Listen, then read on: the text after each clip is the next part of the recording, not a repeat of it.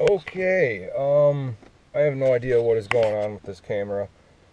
I only used it a couple of times.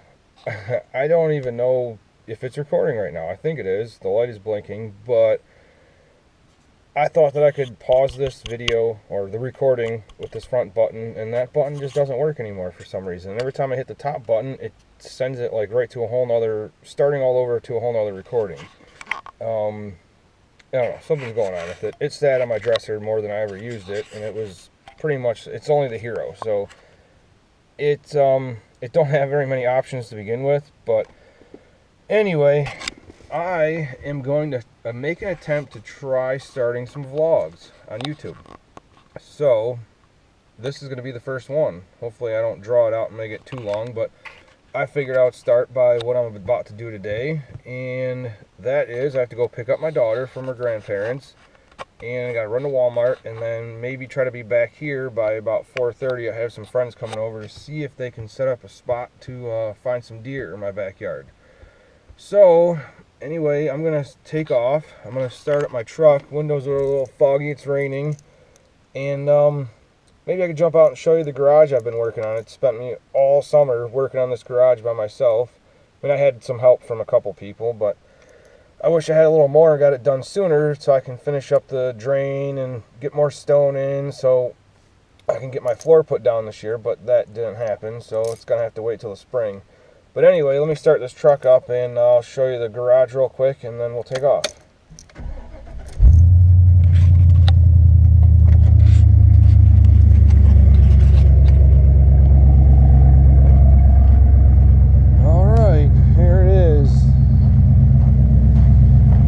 It is 30 feet wide by 32 feet long, or deep, with 12-foot walls.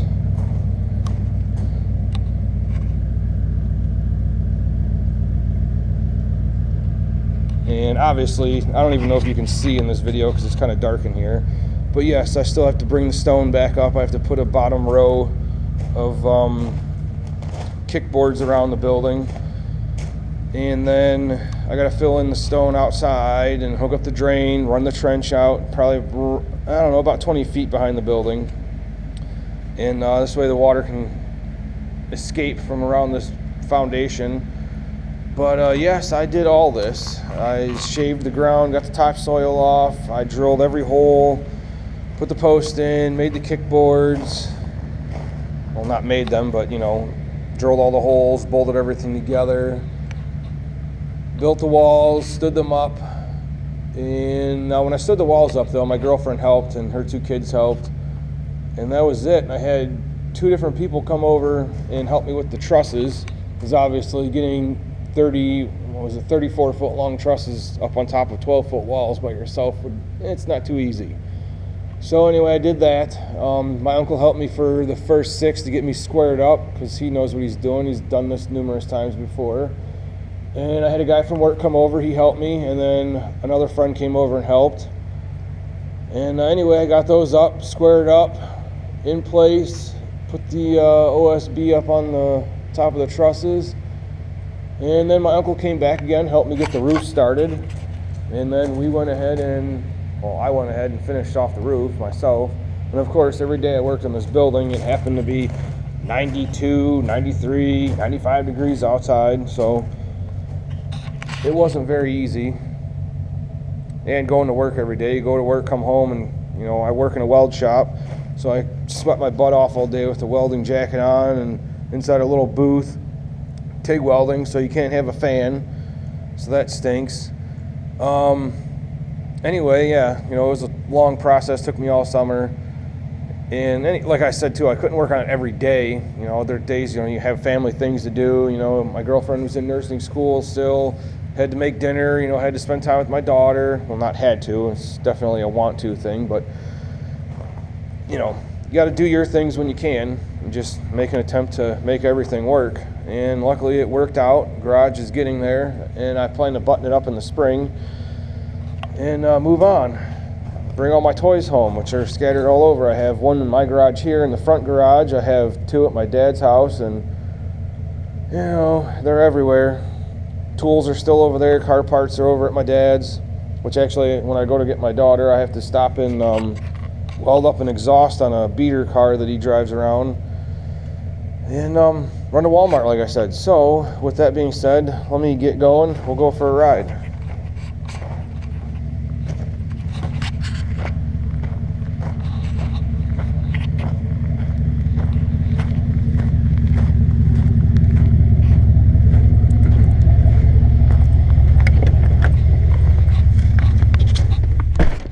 Wow, my truck is dirty. It's really, really dirty in here. The bad part is I cleaned it right before I decided to start building the garage, and then getting in and out with mud on my boots and all the dust.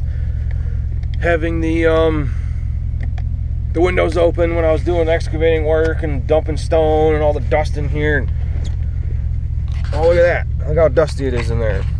Check engine light's on. Needs a oxygen sensor, which I changed, which apparently went bad. So it looks like I'm going to have to change it again.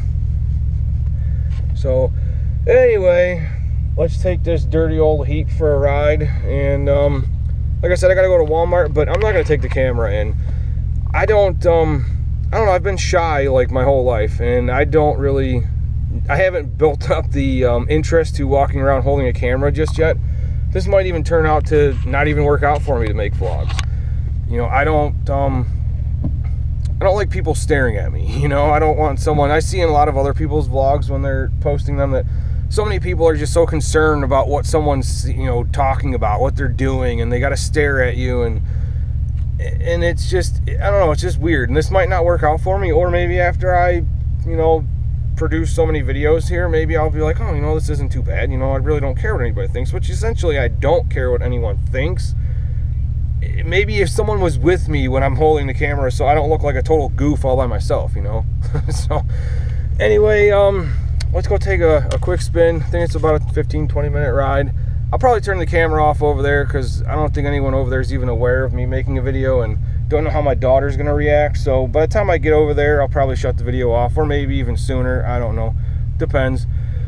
But anyway, let's get this show on the road. I guess I'll let you guys watch what I see, if you can even see. I think I might have put the mount up a little crooked, so I have no idea what you can see. I'll probably just turn that around. You can see my goofy face.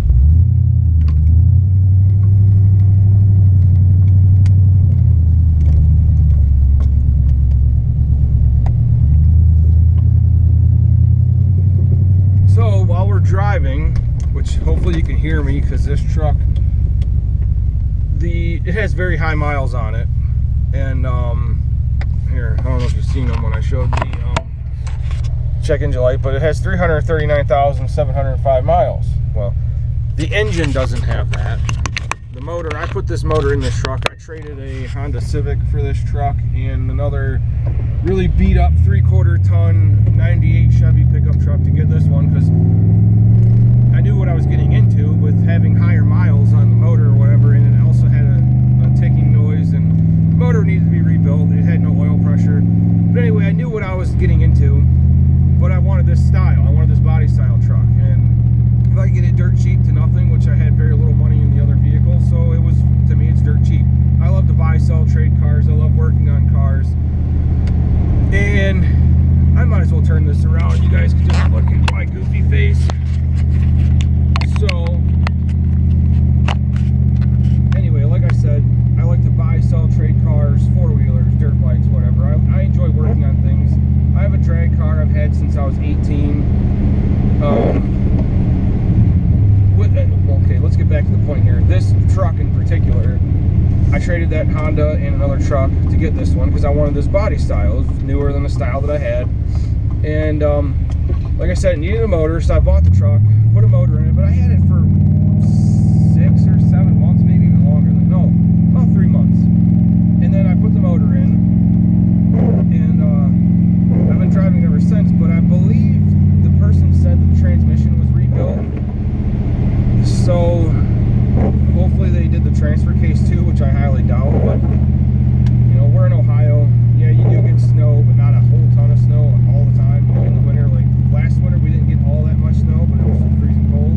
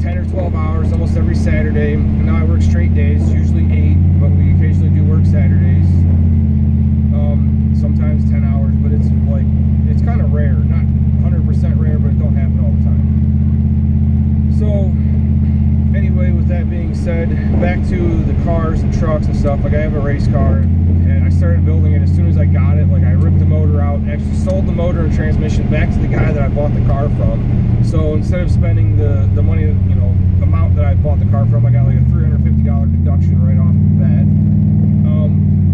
And by the way, it's a 79 Chevy Malibu. I back halved it, or as some people like to call it, well, old school guys tubbed it out. You know, I put a narrowed Chrysler rear end into it. Big block Chevy, 400 turbo trans, has a trans brake. I think it's like a 3600 or 3800 stall converter. The first motor it went in it let go. The machine shop, I won't mention their name, but I think they suck. Unless you go there with literally a large amount of money and you're going to be some superstar customer, they don't seem to really care about you. So anyway, I had them bore the block, clean it, install cam bearings with the cam that I was going to run, so they can't use any excuse on why there was a malfunction. But the dude must have been drunk or something, or dropped his, you know, McDonald's on the floor or whatever, and he put one of the cam bearings in upside down. So by the time I attempted to break in the cam, it already killed the whole motor. The motor was pretty much shot. Then they tried to tell me that I must have over revved the engine, and I'm the one that caused the cam bearing to spin. Whatever. I mean, I tried to fight for it to see if I could at least just get them to basically clean my block up and put new cam bearings in, and they pretty much told me to F off. So never again would I go to that place. Geez, this guy, like, it's raining, but it's not that bad.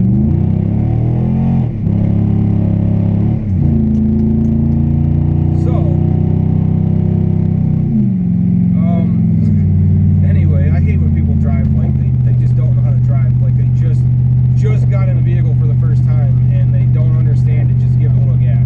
You're not gonna wreck unless you're driving like a complete idiot. Kind of like, you know, how I floored it back there.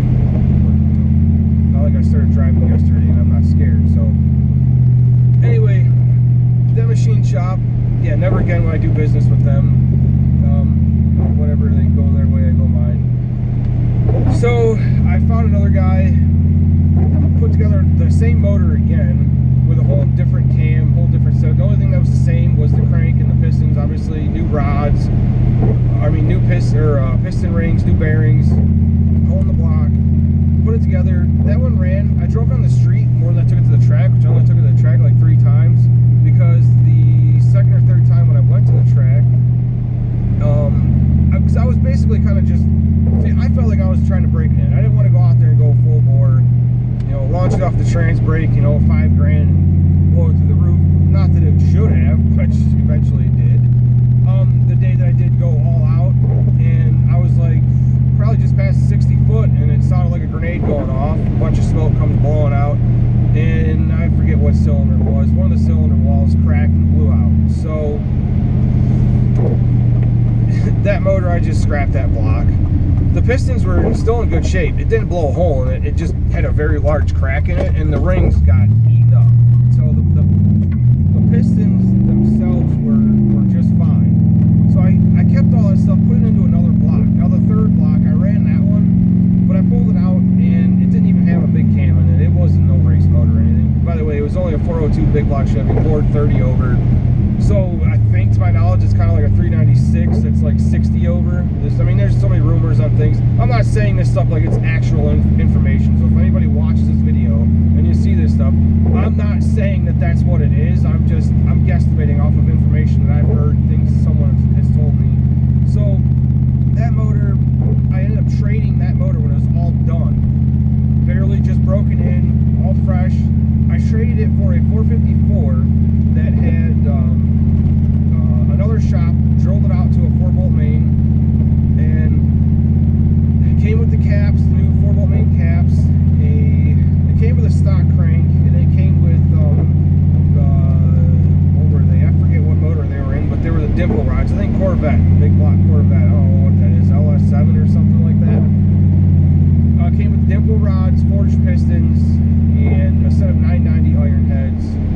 So I put that set up, like I was starting to put it together. I had the block cleaned up, and I attempted to put all that stuff together. I was kind of messing around with it, and then I ended up, you know what, I'm not going to run the dimple rods. I'm going to go a little bit, one step farther. I bought forged Eagle rods. I went to Ohio Crankshaft. I bought a forged crankshaft from them, and I kept the same pistons. So I got new rings, all new bearings, and whatever. The block was clean now.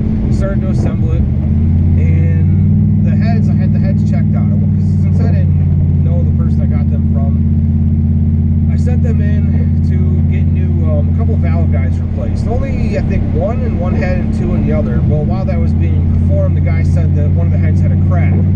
But he was already attempting to put the valve guide in, so it seemed a little fishy to me that it was already cracked. He didn't notice it until after the valve guide was in. So I think he cracked the head himself. But I couldn't get too mad because not long after that, his shop blew up, and poor guy, I mean, he survived. It's not like he passed away or anything, but he survived, he made it. So with insurance and